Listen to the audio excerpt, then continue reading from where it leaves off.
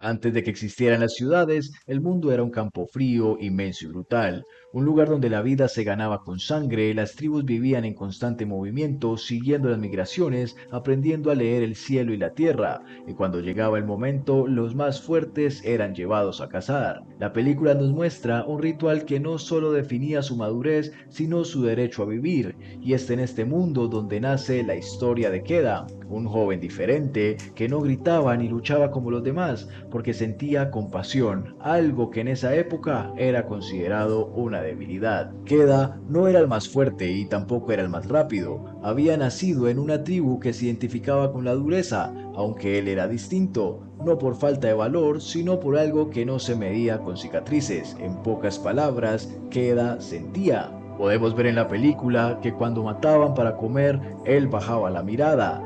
En otro de los ritos que marcaba el paso de la niñez al mundo de los hombres, Keda fue elegido porque su padre quería probarlo, y en ese momento de la prueba, frente a la bestia herida, Keda dudó y no lo mató, porque aún en ese momento su humanidad hablaba más fuerte que en su necesidad de pertenecer. Sin embargo, en la prehistoria, los que dudan mueren.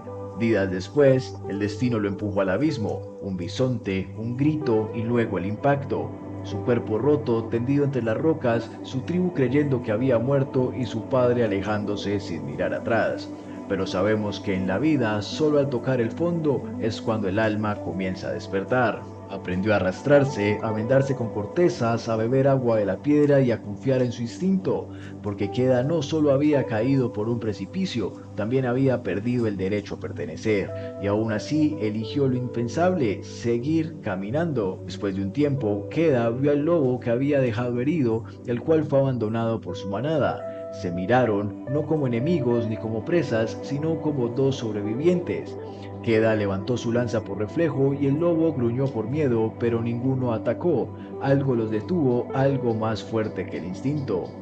Keda podría haberlo dejado morir, pero no lo hizo. En cambio, le dio agua, compartió fuego, se sentó a su lado en silencio porque entendió que sobrevivir no es lo mismo que estar vivo. En ese vínculo casi imposible comenzó algo nuevo, un pacto silencioso, no de hombre y bestia, sino de dos criaturas que eligieron no rendirse. Al paso de la película vemos que Keda no caminaba solo, el lobo aún desconfiado seguía sus pasos, no como un sirviente ni como un aliado, sino como un igual. Juntos aprendieron a leer las señales del mundo, el crujido de la nieve anunciando la tormenta, el aullido lejano marcando territorio y el silencio que precede al peligro.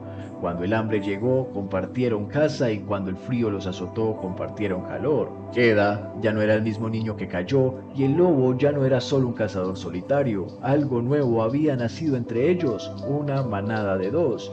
Y aún en medio de la hostilidad del mundo, entre glaciares, depredadores y heridas, floreció la confianza que nadie esperaba. Pasaron los días y el viento cambió, y con él la atmósfera se cargó de una amenaza inminente, un enemigo el cual era un lince gigante. El instinto de Keda y el lobo se activaron al instante. Los dos sabían que luchar era una condena segura, pero la necesidad de sobrevivir era más fuerte que el miedo. Con los ojos fijos en la bestia y el arco en sus manos, Keda sintió algo en su pecho. Después de un golpe certero con la flecha, un grito leve, el precio de la batalla fue alto. Keda, paralizado por el horror, vio al lobo desplomarse. Con el lobo herido, entendió que la lealtad no se mide en palabras, sino que se mide en sacrificios. Con un esfuerzo sobrehumano, cargó al lobo herido, ya que lo único que le importaba era que su amigo viviera. Entonces Keda entregó todo lo que le quedaba, el sacrificio de su propia existencia en nombre de otro. El regreso a su tribu no fue fácil. Keda había cambiado, ya no era un niño inseguro que miraba a su tribu con miedo y con vergüenza, ahora había una calma en su mirada. El hombre que regresaba no era solo un sobreviviente, era el guerrero que había nacido en el hielo, en la soledad y en el sacrificio, y al llegar a casa fue recibido con aquella mirada que ahora podía descifrar. Keda había aprendido que no se puede vivir sin conexión, que el sacrificio no es una derrota sino una forma de renacer.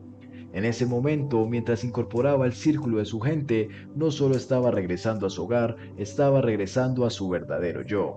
Y mientras la tribu observaba, no solo lo veía como el joven que había partido, sino como el hombre que regresaba de la noche para traer consigo la luz de una nueva vida. porque a veces lo más importante no es regresar a lo que conocemos, sino regresar a quienes somos realmente.